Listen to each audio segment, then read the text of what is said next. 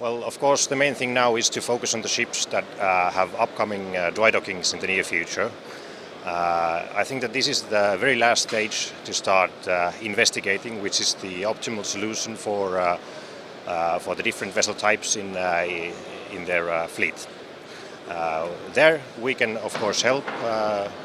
We can utilize our broad expertise in ship design and trying to find the optimal solution together with the customer.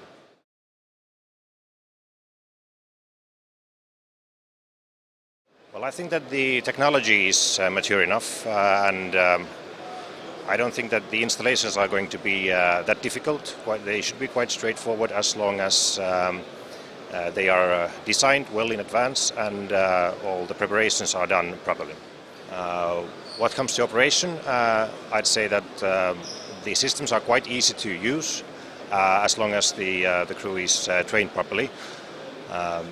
The reliability of the systems, at least for the majority of the suppliers, should be quite good as long as the special requirements related to special conditions, for example, really high turbidity in the water or ice in the water, as long as those requirements are taken into account, the system should be reliable. What comes to monitoring and enforcement, I think that the on-site sampling kits that are available now might not be fully developed yet. I think further development is still needed, and also there are some issues related to taking samples and transporting them to onshore facilities for analysis. So I think that at least in the initial stages of implementation, the authorities have to trust that the systems, as long as they have been certified and they are operated and maintained according to instructions, are within the set parameters.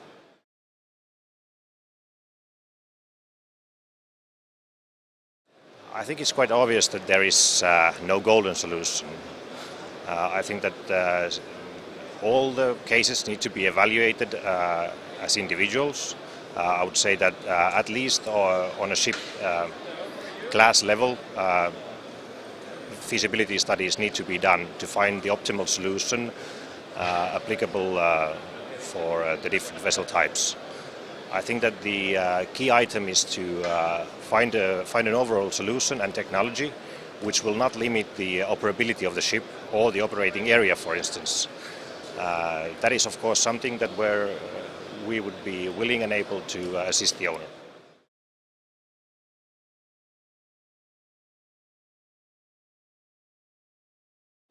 I don't believe that there's going to be, or that the bottleneck is going to be at the yards. Because more or less the convention schedule is actually tied up to the dry dockings of the vessels. The million-dollar question is that are the suppliers able to ramp up their production? Some estimations say that there's 30,000, some say that there's 60,000 vessels that need to be equipped with these systems. And for now it is obvious that the production capabilities of the suppliers are not in line with that. We have to keep in mind that even though there are a vast number of suppliers, many of them actually utilize same sub-suppliers for filters or for UV chambers, for instance.